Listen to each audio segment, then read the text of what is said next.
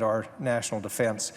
But with regard to Obamacare, Senator McCain and I have both traveled around a lot of Arizona during this break.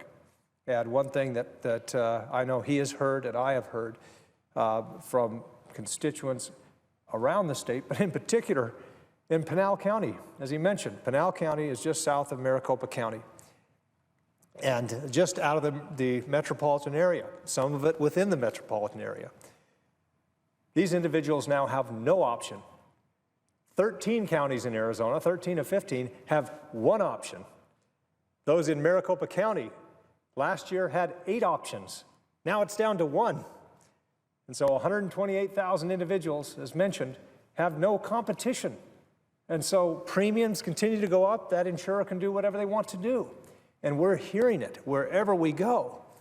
And after spending a day in Pinal County traveling around hearing from the Chamber of Commerce, from Rotary clubs, from Republican organizations, from town halls, you name it, people are concerned. There is no option yet. Despite there being no option and no exchange, the penalty still exists. If you can imagine that. You have no exchange to purchase. If you buy on another exchange, there's no federal subsidy attached to it, so it's completely unaffordable for many of our constituents. Yet if they can't buy the insurance and don't buy the insurance, the penalty still comes. The penalty still comes. And so I am pleased that my colleague is introducing legislation. I'm glad to join him on this to make sure that in counties where there is no competition, that those penalties simply shouldn't apply. That's the first thing we ought to do.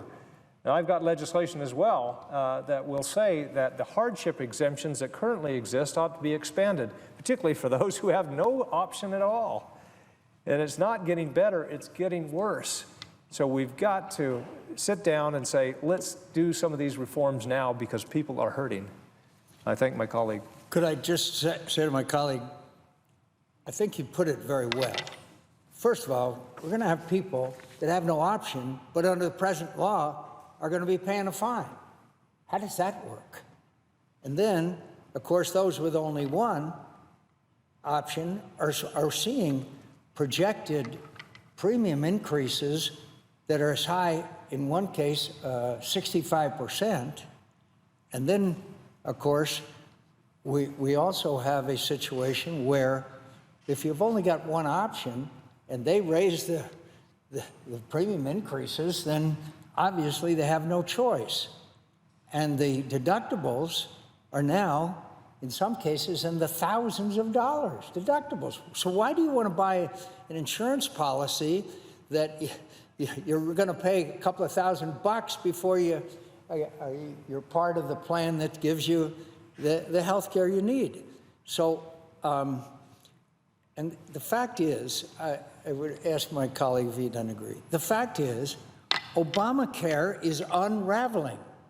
It is now proved to be a colossal failure because it was based on the false premise that young people would willingly pay huge amounts of money to care for the health of older, sicker people.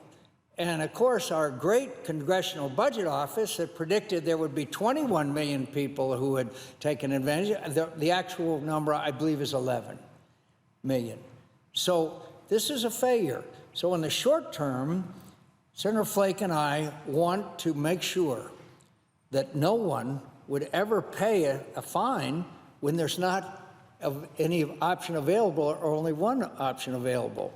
And then I say to my colleagues, we had better start either in the later session of this Congress or the beginning of next year and repeal and replace Obamacare.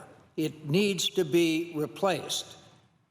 And if we don't replace it, then you're going to see these horror stories like Pinal County, Arizona, all over America. And that is unfair to average American citizens who right now have seen, thanks to the massive regulations issued by the Obama administration, have seen very little improvement in their incomes and their lives. In fact, the actual number of middle class has been shrinking. So I thank my colleague for all his hard work on behalf of the men and women who are serving in the military and in our wonderful bases throughout Arizona, and also for his leadership in this whole effort of trying to make sure that all Americans have affordable and available health care. And the answer, by the way, is not the European-type health care system. I thank my colleague, and just I would end just by saying I wish that officials from the administration could travel around with Senator McCain and myself as we travel around Arizona and go to Pinal County when people have no option, not even one, no option, no marketplace, and yet they're still being told you're going to pay a fine if you don't purchase insurance. Subsidies don't apply to you because there's no exchange here, but you're still going to get fined. Try to tell somebody that, and tell them this system that the administration is making no effort to reform this. They're still defending it, saying, oh, it'll get better somehow, or maybe somebody will come just before the deadline and enter the marketplace. I think it's pretty clear they're not. And in those counties that have one insurer, they're looking and saying, well, hey, where are we going to be next year? Are we going to be Pinal County with no options at all? So I wish the administration would travel around with us to Arizona and see what people are suffering with, see what they're trying to get. And it's not just the problem of getting coverage. It's one thing to have coverage, but when you get to the hospital and find out that you have to get care and your deductibles are through the roof, your co-pays are through the roof, putting aside the premiums you're paying. So this competition that is supposedly there isn't in Arizona, and premiums have skyrocketed, as have co-pays and deductibles.